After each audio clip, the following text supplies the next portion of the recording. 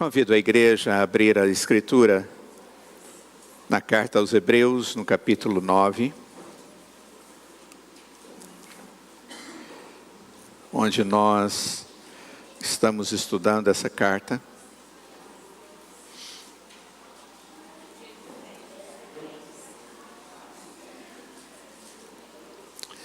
Nós leremos do verso 15 ao verso 28.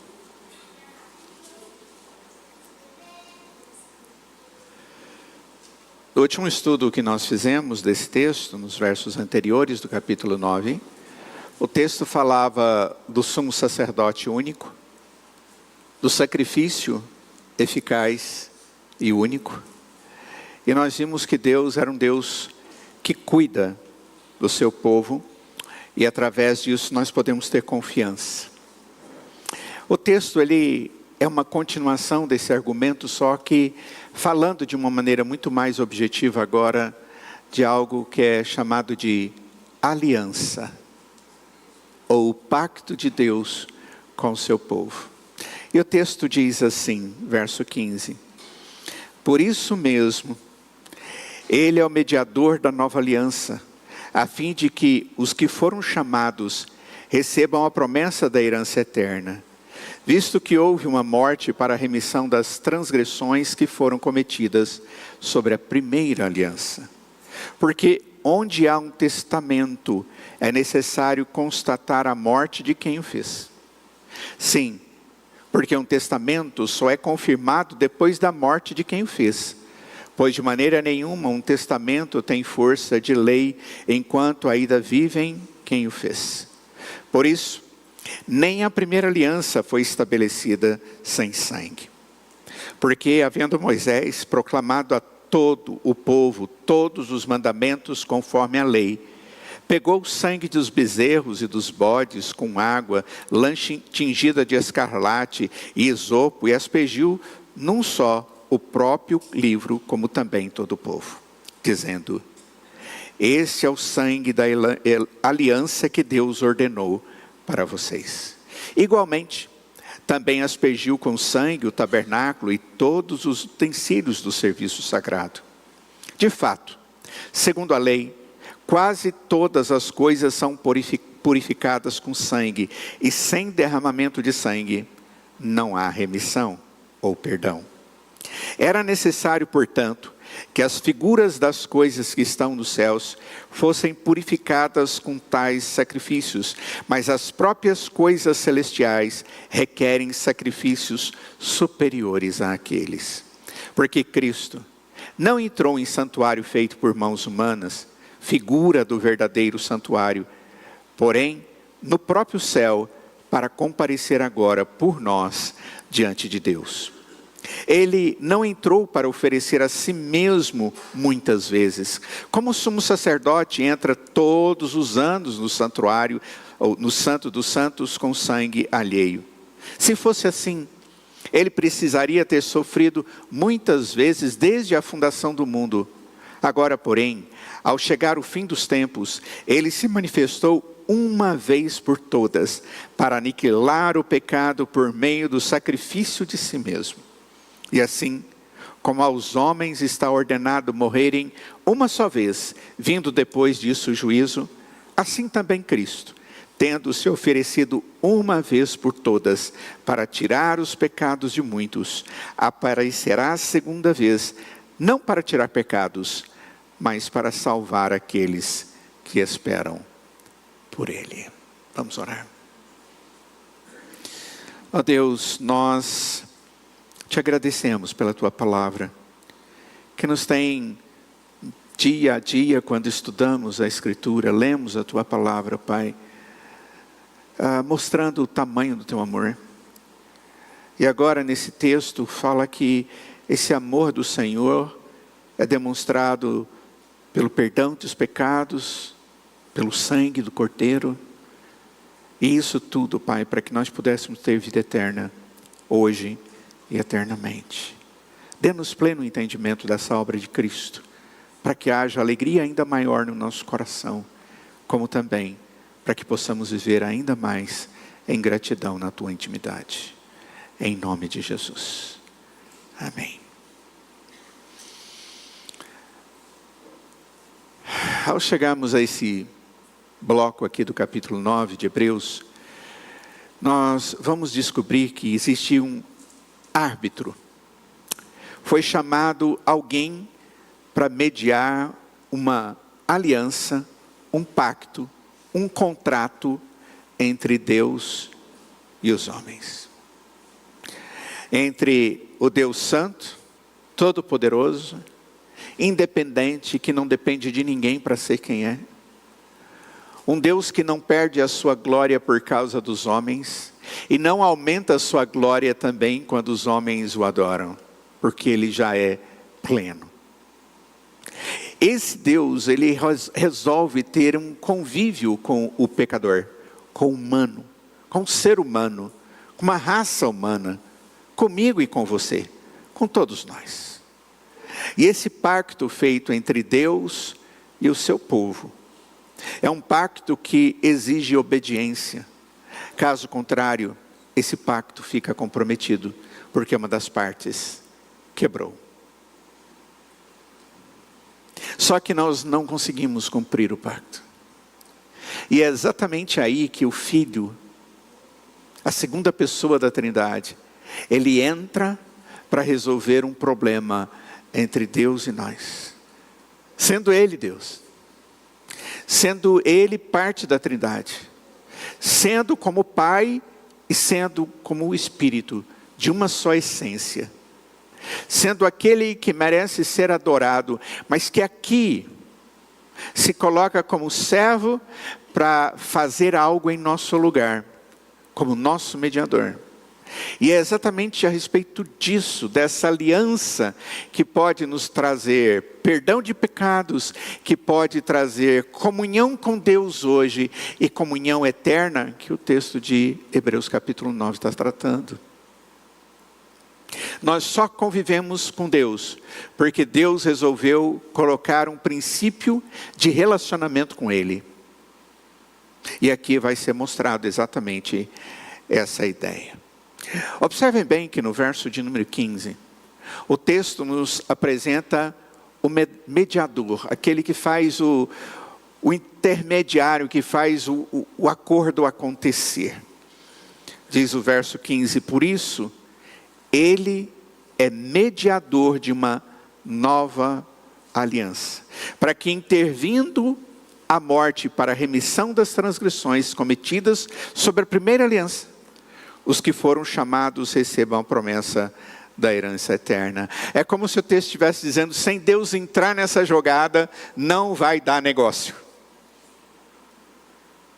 Se Deus não entrar nessa jogada de relacionamento entre o Deus Santo e o homem pecador, através do Filho Jesus, que é chamado de mediador, Messites, aquele que faz algo em nosso lugar, aquele que se interpõe, e ao fazê-lo, ele o faz com autoridade, tanto de um lado, Deus, como de um outro, homem. Lembre-se, Jesus se encarnou, se tornando homem, para representar homens, e ele é Deus, eterno, e ele representa Deus. E nessa relação, Jesus vai fazer exatamente essas partes poderem conviver através daquilo que Ele mesmo providencia, para que nós possamos viver hoje, amanhã e eternamente como filhos de Deus. Se hoje nós estamos cantando graças a Deus, por ações de graças, por tudo aquilo que Deus tem feito, por tudo aquilo que Ele tem nos dado, pela redenção na cruz que Ele providenciou em Cristo Jesus, e nós acabamos de cantar cada uma dessas verdades, nós o fazemos porque Deus providenciou um meio para que isso pudesse ocorrer. Caso contrário, não haveria a menor relação de existência entre nós e Deus. Jamais. E o que esse texto aqui nos diz é que Jesus é o nosso representante. Ele é aquele que fica na brecha entre Deus e os homens. Jesus é aquele que representa Deus para os homens, e Ele representa os homens para Deus, sendo exatamente esse Deus que também é homem, esse Deus encarnado homem. Relembrando aquilo que nós já estudamos sobre o tabernáculo, principalmente na nossa última mensagem, que era aquele lugar onde Deus mandou fazer, enquanto o povo vivia no deserto, para que ele se manifestasse no meio dele.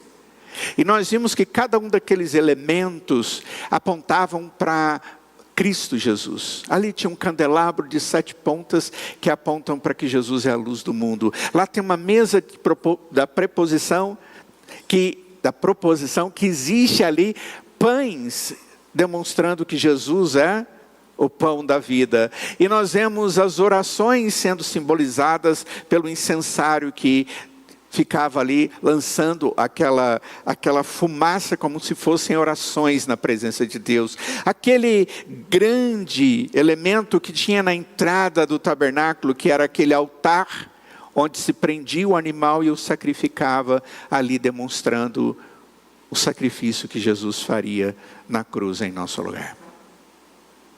Mas havia algo ali que rodava todo aquele ambiente da comunhão e da simbologia da graciosidade de Deus para com o povo pecador.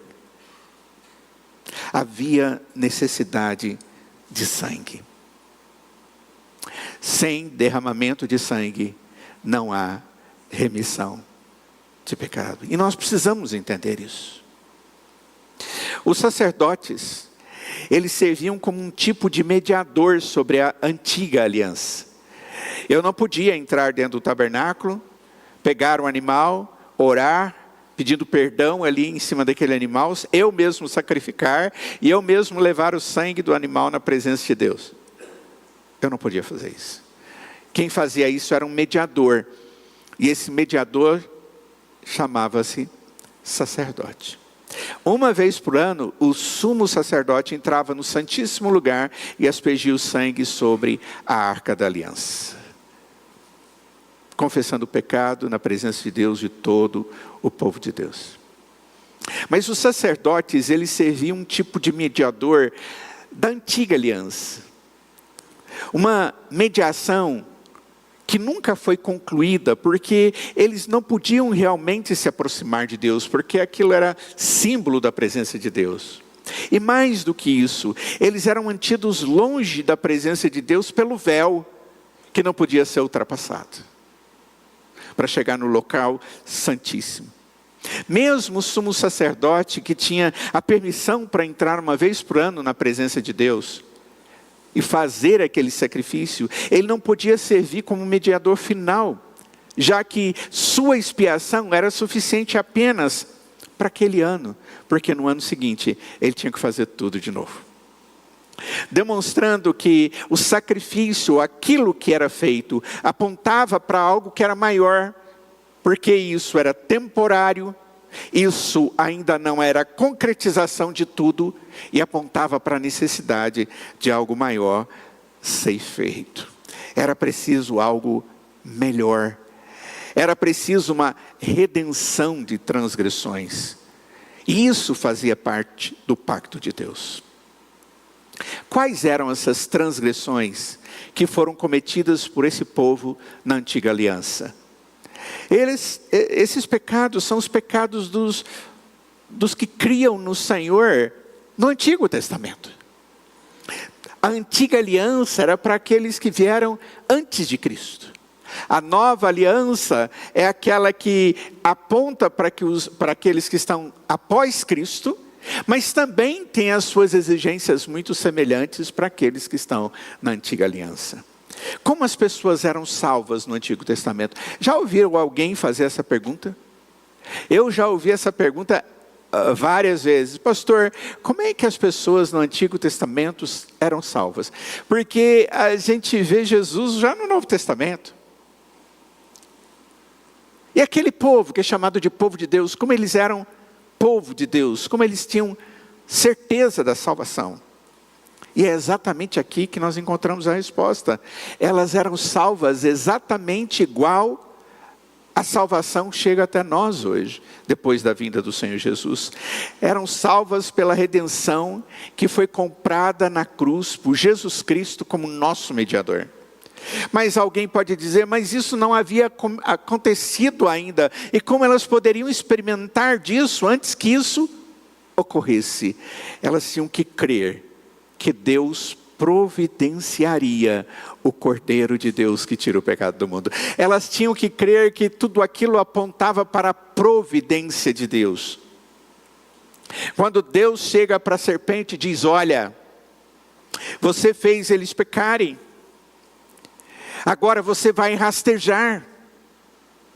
E vai chegar o tempo em que o filho da mulher vai destruí-lo, vai pisar sobre a sua cabeça e vai esmagar. Ele vai fazer a obra de vitória. Então, todo o Antigo Testamento, o que existe é um povo vivendo o símbolo daquilo que vem no futuro. Eles viviam a fé daquilo que vem. Como eu e você vivemos a fé daquilo que vem no céu. O céu está prometido, eu sei que Ele virá, eu sei que eu vou viver ali, por causa da obra perfeita de Cristo em meu lugar, e a Escritura diz que é verdadeiro. Aquele lugar vai ser um lugar de glória, de alegria, de comunhão, de adoração com os anjos e com todos os santos, sobre toda a face da terra em todos os tempos, e será algo maravilhoso. Como você sabe disso? Eu sei disso porque eu tenho a certeza da esperança, eu tenho a fé. Hebreus 11:1 diz que a fé é a certeza das coisas que se espera. No Antigo Testamento as pessoas elas eram salvas porque eles tinham certeza da promessa de Deus, porque o garantidor da promessa era Deus. Nós jamais nos garantimos diante de Deus.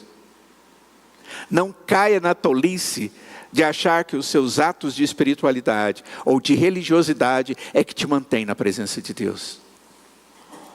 Você tem que entender que é Deus que te sustenta de pé na presença dEle.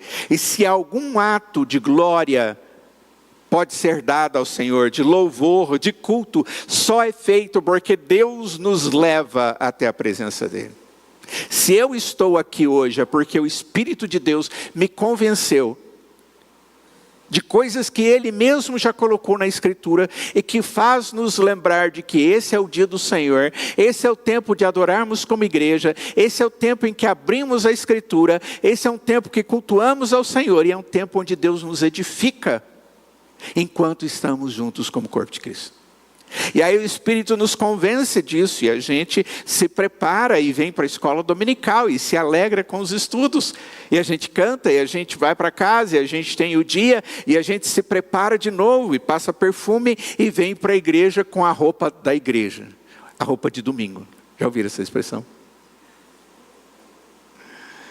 Só um parêntese, meu pai quando dava um presente para nós, que era roupa, a gente só podia usar essa roupa se primeiro nós usamos para ir na igreja. A vida inteira. Até saímos de casa. A roupa que Ele nos dava primeiro tinha que ir glorificar a Deus. Era muito interessante isso. Era o valor que Ele dava para o reconhecimento que Ele dava de que tudo aquilo era proveniente de Deus. Mas o que eu estou dizendo aqui para os amados é tudo o que fazemos, tudo que nós expressamos de louvor e glória a Deus, é Deus nos levando à sua presença. É Ele que tira a preguiça, é Ele que gera motivação, é Ele que gera alegria, é Ele que me mostra a sua santidade e abre os meus olhos do coração, como diz Paulo no livro de Efésios, para que vejamos a Deus na sua beleza santa e divina. Tudo que nós fazemos porque esse Deus providenciou em Cristo Jesus, o nosso mediador, a possibilidade de estarmos na presença dEle. E é por isso que no verso 15 desse capítulo 9, Jesus é chamado de mediador. É aquele que faz o que eu não posso fazer, e que se Ele não fizesse, eu não estaria agora na presença de Deus. Essa é a grande verdade.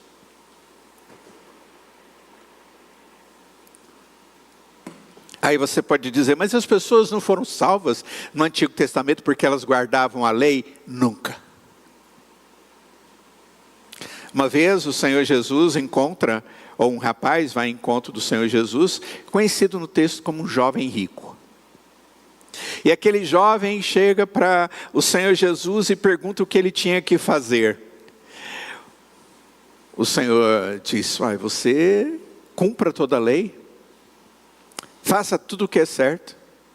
E aí ele bate no peito e diz: eu obedeço toda a lei, eu faço tudo de maneira correta. Louquinho e mentiroso, para consigo mesmo e para o rei, Deus que estava diante dele. Que homem pode chegar diante de Deus e dizer: eu não peco, eu não tenho nada para ser resolvido na minha vida, a minha mente não pensa pensamentos que não deveria, os meus atos são todos totalmente purificados? É claro que não é. Eu e você sabemos que isso é impossível. Mas aquele jovem arrogante, que não conseguia ver que ele era alguém que precisava do Senhor Jesus, e tinha que se colocar de maneira humilde na presença dele, o Senhor Jesus diz: então tá, então faz o seguinte, você pega tudo que você tem, vende, dá aos pobres, e vem depois de mim.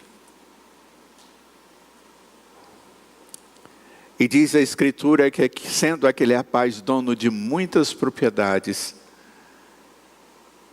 ele foi embora. E ali ficou demonstrado quem era o Deus dele: a sua riqueza, o seu prazer, a sua autossuficiência comprada com as coisas que ele mesmo construiu. Aquilo não vale nada.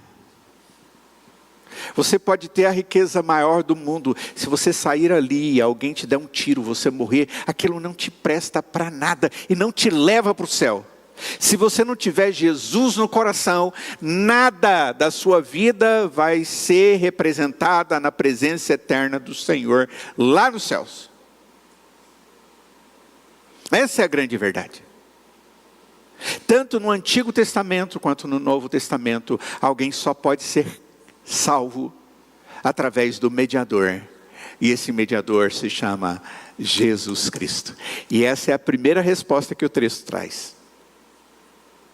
A segunda coisa que nós vemos aí é que havia uma necessidade de morte nesse pacto de vida, para que pudesse haver de novo vida.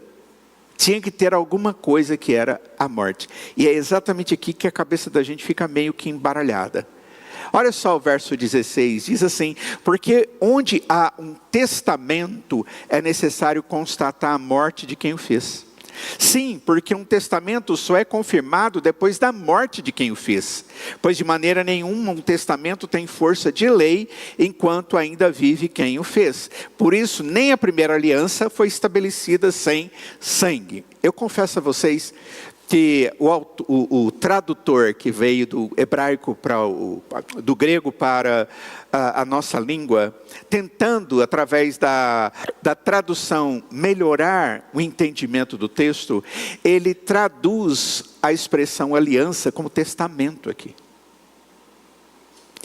Mas nos versos 16 e 17, onde você lê testamento, é a mesma palavra que você vê no verso 18 para aliança. Então, na verdade, está falando de uma coisa só.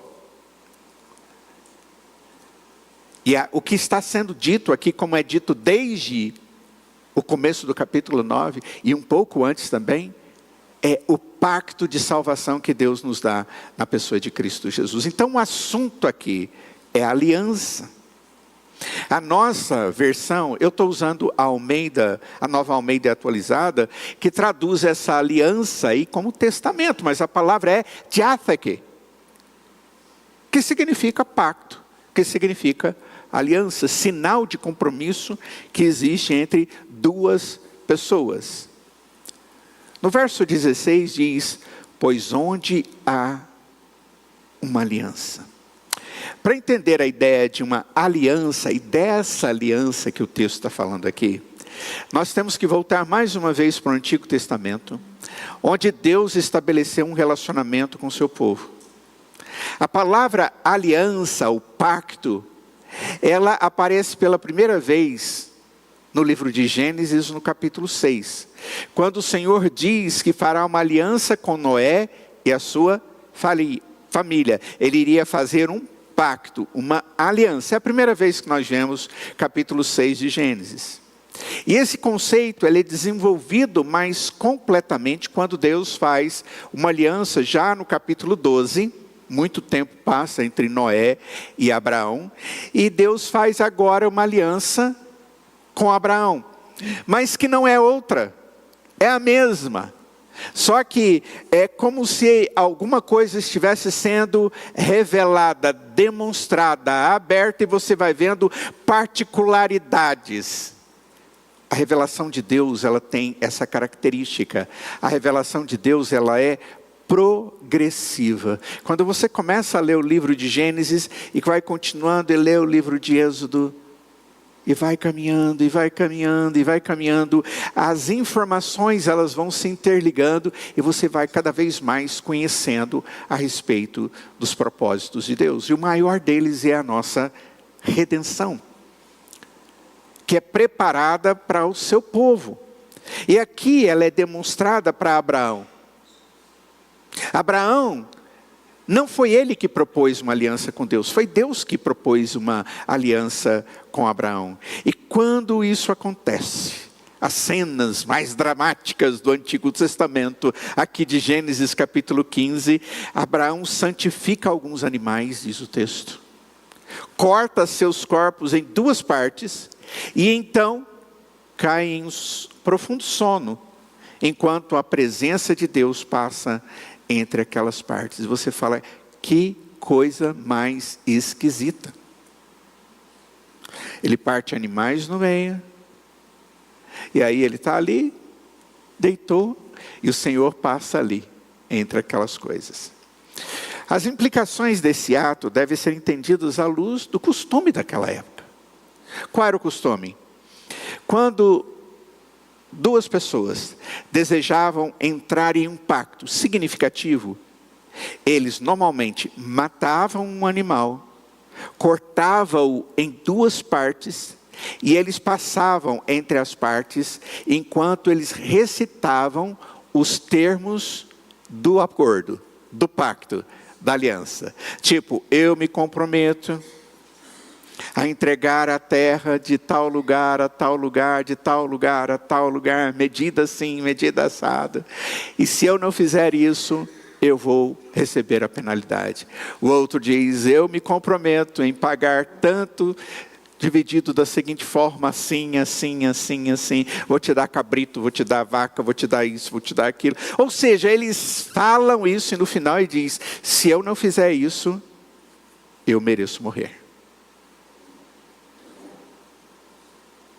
Era naquela época pactos cheios de significado. Eles eram feitos desse jeito. Aconteça comigo o que acontece com esses animais agora, se eu não cumprir a minha parte. Então o que tinha que acontecer quando alguém quebrava o pacto? Morte. Não tinha como resolver a não ser com morte. Sangue tinha que ser derramado. É sobre isso que o texto está dizendo. A implicação era que eles estavam jurando uma maldição sobre si mesmos se eles quebrassem o pacto. Se qualquer uma das partes quebrasse o pacto, ele estava dizendo, eu também mereço ser morto como esse animal foi morto e dilacerado. Agora você consegue entender melhor. Hebreus capítulo 9.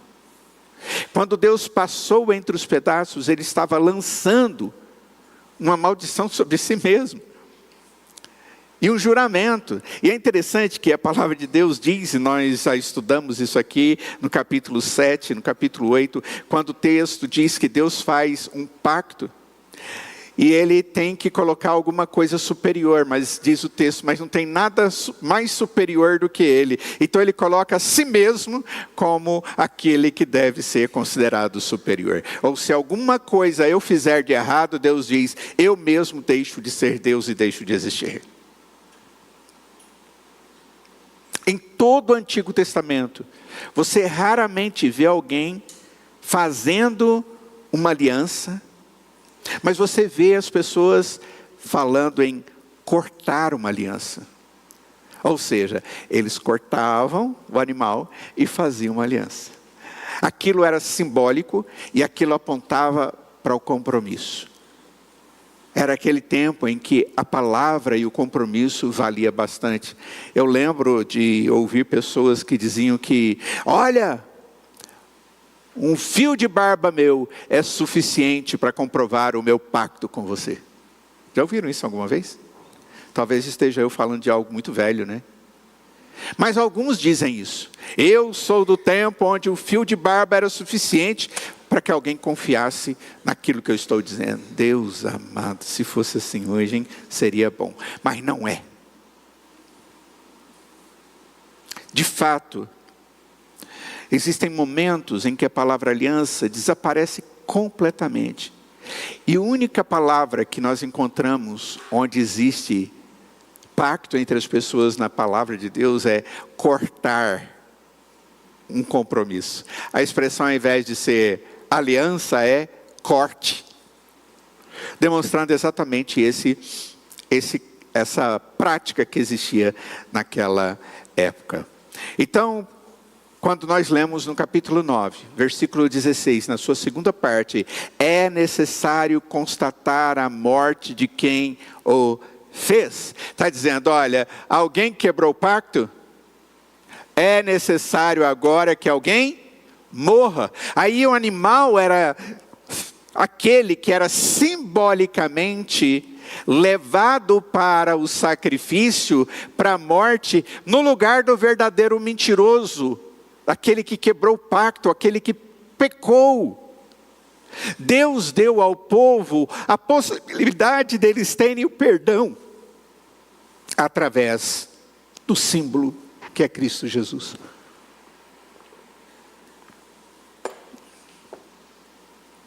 Por quê? Porque era assim que estava previsto no pacto. Se é necessário alguém morrer, então eu vou morrer pelos meus pecados. E depois eu estou livre. Você morreu, acabou, filho. Você vai morrer uma morte eterna. É uma morte espiritual. É uma ausência eterna de Deus. Você não vai ter possibilidade de voltar. Então ninguém pode pagar pelos seus pecados. Pode punir ou ser punido pelo seu pecado eternamente. E como eu não posso fazer isso? Alguém fez isso em meu lugar. O princípio continua o mesmo. Sem derramamento de sangue não há perdão de pecados. Jesus estava cumprindo exatamente esse princípio. No verso 17 diz, sim, porque um testamento ou uma aliança só é confirmada depois da morte de quem fez a aliança. A sua aliança é entregar a terra, entrega. A sua aliança é pagar, pague. Se você não entregar uma dessas coisas, você é passível de ser cortado, de ter o seu sangue derramado e deixar de existir. Pois bem, qual seria a conclusão? Fazer uma aliança envolve aquele que a faz entrar em um relacionamento que o identifica com a possibilidade da morte. E isso leva o indivíduo a ter compromisso com a sua aliança. E Eva e Adão não tiveram. E o homem, eu e você não temos. E o único que pode resolver essa situação, verso 15, é o mediador, Jesus Cristo.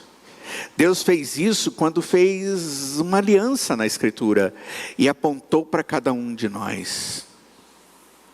Então, quando eu olho para esse texto, eu vejo essa segunda verdade. Qual é a segunda verdade? Nós vimos que Jesus é o mediador. E a segunda, a aliança exige morte, porque a morte é a punição. Não existe aliança com Deus para viver eternamente com Ele no lugar perfeito, se existe pecado. E eu não posso resolver isso. Jesus resolveu isso no meu lugar. outra coisa que o texto nos mostra aqui, que é muito importante e que nós devemos observar, é que o texto ele evidencia uma primeira aliança para depois mostrar uma segunda aliança. Nos versos 18 a 22 diz: por isso nem a primeira aliança foi estabelecida sem sangue, porque havendo Moisés proclamado a todo o povo todos os mandamentos conforme a lei, pegou o sangue dos bezerros e dos bodes com água lã tingida de escarlate e isopo, e aspergiu não só o próprio corpo, como também todo o povo, dizendo: este é o sangue da aliança que Deus ordenou para vocês. Igualmente também aspergiu com sangue o tabernáculo e todos os utensílios do serviço sagrado. De fato, segundo a lei, quase todas as coisas são purificadas com sangue, e sem derramamento de sangue não há remissão, não existe perdão. Remissão é perdão. A importância da morte em uma aliança atravessa todas as alianças que nós encontramos no Antigo Testamento. A aliança que Deus faz com Adão, que Deus faz com Noé, que Deus faz com Abraão, que Deus faz com Davi, e todas elas apontam para a responsabilidade se não existe consequência. E até hoje falamos em assinar contrato com sangue. Dando a ideia de que nós fazemos um contrato porque nós sabemos que se não cumprimos, nós estamos como que nos assassinando a nossa própria existência ou reputação. É uma assinatura inquebrável e que exige cumprimento.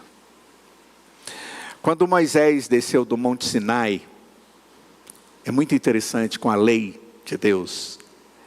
Diz o texto que ele leu a lei para todo o povo de Israel, então os uniu em seu relacionamento com Deus por meio da aliança. Ele diz: olha, é isso aqui que Deus está usando para nos unir a Ele. E para realizar esse pacto, onde Deus estava dizendo: olha, se você obedecer a lei, vai ter bênção, mas se você desobedecer a lei, vai ter juízo. E é isso que nós encontramos na Torá. É isso que nós encontramos nos livros da lei. A exigência de Deus para nós é obediência. E da parte de Deus, justiça. Faz certo, bênção. Faz errado, juízo. Se você depender de mim, você vai conseguir fazer o que é certo. Mas se você for viver pelo seu coração, pela sua soberba, pela sua malícia, pela sua natureza caída, você não vai conseguir fazer nada e você vai sofrer eternamente. O que Moisés fez? Ele fez uma cerimônia de sangue. Vários animais foram mortos e seu sangue foi tirado e foi aspergido sobre o povo. É muito interessante porque o texto dá a ideia de que eles jogaram sangue sobre as pessoas. E eu fico imaginando quantos animais que não devem ter sido mortos. E eles passavam pelas pessoas e aspergiam. A figura que você tem que ter em mente é a seguinte: o povo estava no deserto e no centro havia o tabernáculo, e ao redor do tabernáculo havia as tendas.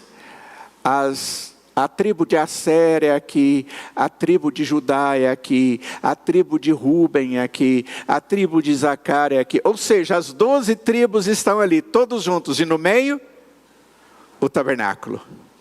Então, Deus faz uma regra, faz uma lei, e diz: esse é o princípio de intimidade, de obediência.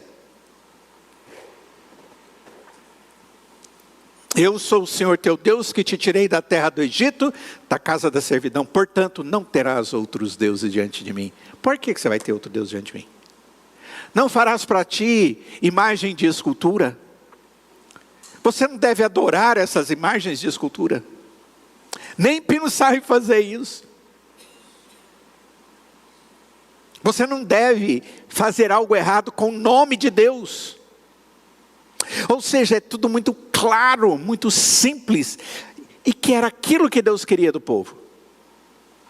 E agora eles estão diante daquilo e estão fazendo o pacto. Beleza, é isso que Deus quer, é isso que nós vamos querer fazer também. Então tá bom, o pacto está feito, está aí. O sinal do pacto é o sangue. Lembre-se, vai ter juízo, para o bem ou para o mal, para a bênção ou maldição, para a vida ou para a morte. Foi isso que aconteceu. Eles jogaram sobre as pessoas, sobre as suas tendas, entraram dentro do tabernáculo e a Escritura diz que eles jogaram em todos os lugares e aquele era um sinal. Eu fico imaginando tudo isso para simbolizar que sem sangue é igual a sem perdão. E em todo o Antigo Testamento nunca houve uma aliança feita que não envolvesse um sacrifício e a tomada de uma vida, que normalmente era de um animal. Quando os pecados eram perdoados, era apenas com base em um animal, que representava a minha própria morte, como Cristo representou a minha própria morte. No verso de número 23, o texto diz que era necessário, portanto, que as figuras das coisas que estão nos céus fossem purificadas com tais sacrifícios, mas as próprias coisas celestiais requerem sacrifícios superiores àquele. O que o autor de Hebreus está dizendo, olha, no Antigo Testamento, na Antiga Aliança, podia fazer desse jeito e funcionava. Só que agora, a nova aliança, o sacrifício é diferente. Ele não é diário. Ele não precisa ser repetido. Tem que ser algo muito superior que deve ser oferecido em sacrifício. Não é qualquer cordeiro. É o Cordeiro de Deus.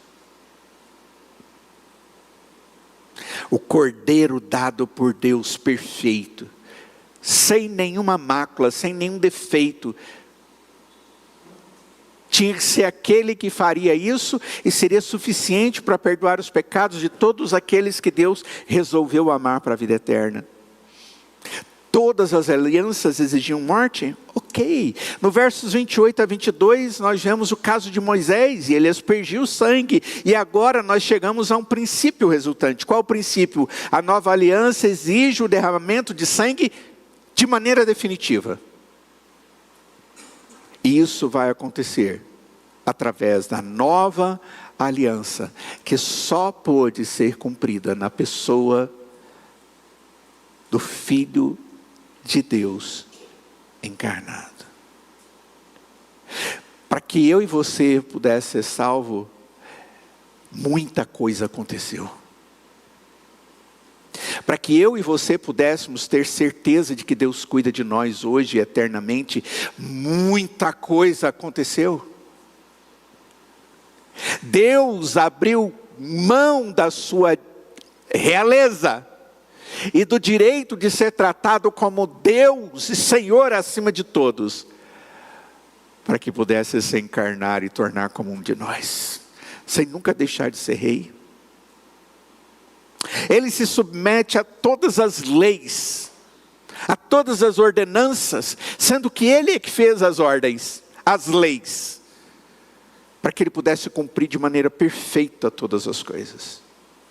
E mais uma vez nós vemos o conceito das cópias terrenas versus as realidades celestiais. Aqui existe um cordeiro. Só que aí nós vamos para o verso 23, diz, olha, só que agora o sacrifício tem que ser um sacrifício superior àqueles. Tudo é diferente. Tudo aquilo no passado era sombra e agora é realidade. Por que você é salvo? Por que eu sou salvo? Por que eu tenho certeza da salvação? Porque Deus, o próprio Deus, cumpriu um pacto de amor para conosco. Ele resolveu aquilo que nós não conseguimos resolver. O nosso pecado, a nossa rebelião, a nossa iniquidade. E tudo isso aconteceu, queridos, para que nós pudéssemos ter vida em abundância no Senhor. No verso 24 ao verso 26, o texto diz, olha, Porque Cristo não entrou em santuário feito por mãos humanas, figura do verdadeiro santuário, porém no próprio céu, para comparecer agora por nós diante de Deus. Jesus foi para os céus. E Ele está lá com as marcas do seu sacrifício em nosso lugar. E a palavra de Deus diz em 1 João capítulo 2, de que o Pai é sentado no trono, que também é juiz diante da sua mesa como juiz. E eu chego naquele lugar, eu espero, anseio por esse dia. E eu vou chegar diante do Senhor e Jesus está ali do lado. E diz o texto que Ele está ali como meu advogado. E Deus vai olhar para o meu prontuário de vida e vai dizer: rapazinho, você foi dos ruins, hein? Nossa, aprontou, hein? As pessoas achavam que você... elas aqui não te conheciam de perto, não podiam ler seus pensamentos, e nem ver todas as suas ações. E aí, como é que eu vou ficar diante de Deus? A palavra de Deus diz que Jesus ali está como um advogado, e Ele diz: Pai, eu morri na cruz por Ele. Ele é pecador, sim. Ele se arrependeu dos seus pecados e creu que eu morri na cruz no lugar dele. E o Pai pega o martelo celestial e bate e diz: está justificado. Nós não somos justificados porque nós fizemos o que é bom e certo. Nós somos justificados porque Cristo fez, e porque Ele me deu a bênção de crer nele, e porque Ele começou um processo de vida e de santificação em mim.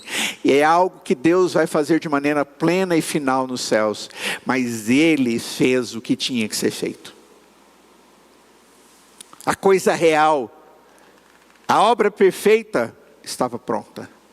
Jesus, Ele entrou uma única vez. No verso 25 diz: Ele não entrou para oferecer a si mesmo muitas vezes. Tipo, todo dia Ele entrava lá e falava assim: morri.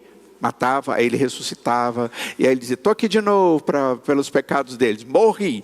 No outro ano Ele diz: ressuscitei de novo, vem cá. O texto está dizendo: não, Ele não fez assim. Como os sumos sacerdotes entravam todos os anos no Santo dos Santos com sangue alheio. Aí no verso 26 diz assim: se fosse assim, Ele precisaria ter sofrido muitas vezes desde a fundação do mundo. E aí o texto continua: agora, porém, ao chegar o fim dos tempos, Ele se manifestou uma vez por todas para aniquilar o pecado por meio do sacrifício de si mesmo. A obra foi feita uma vez e é suficiente. Não há necessidade de sacrifício de novo. Queridos, isso leva-nos a duas conclusões. Primeira delas: quando nós falamos de Cristo fazendo um sacrifício pelo pecado, ou pelos pecados, nós não devemos entender que Ele entrou em um tabernáculo, um templo, da mesma forma que o sumo sacerdote o fez. O texto está dizendo exatamente o contrário disso. O lugar do seu sacrifício não foi no reino terrestre, mas no reino celestial. E o que significou isso foi celestial.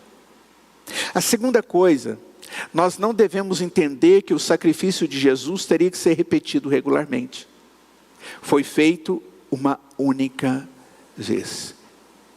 Eu não costumo fazer comparações, mas existe um rito na fé romana, onde todo o culto deles, que é chamado de missa, ele significa uma morte de Cristo.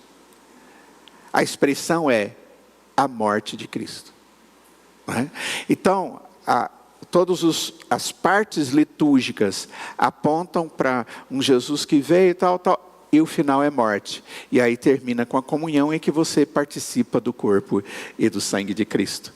Dando a ideia de um sacrifício regular, como se isso estivesse sendo feito regularmente. Contraria completamente o que a Escritura diz aqui nesse texto. Jesus fez uma única vez.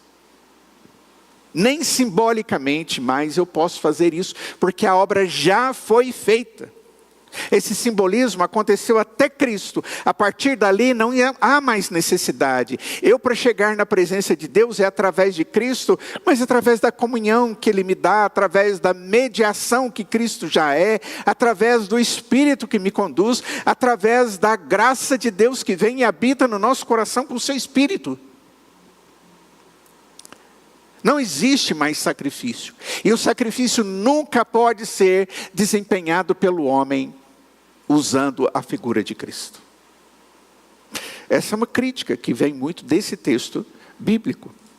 Eles a veem como um sacrifício regular e incruento de Jesus. Essa foi uma das brigas teológicas da fé reformada. Observe, queridos, que a morte de Cristo, ela deveria acontecer na consumação das eras. E é exatamente isso que aconteceu. Jesus veio inaugurar os últimos dias. Desde aquela época nós vivemos os últimos dias. E eles vão ser concluídos quando Cristo voltar para buscar a sua igreja. Essa linguagem é escatológica. E a promessa de Deus continua. Nos versos 27 e 28 diz: e assim como aos homens está ordenado morrerem uma só vez, vindo depois disso o juízo, assim também Cristo, tendo se oferecido uma vez por todas, para tirar os pecados de muitos, aparecerá segunda vez, não para tirar pecados, mas para salvar aqueles que esperam por Ele, aqueles que creem nele. E aqui fecha-se o círculo dessa discussão que nós encontramos a respeito do sacrifício de Jesus, aqui no livro de Hebreus.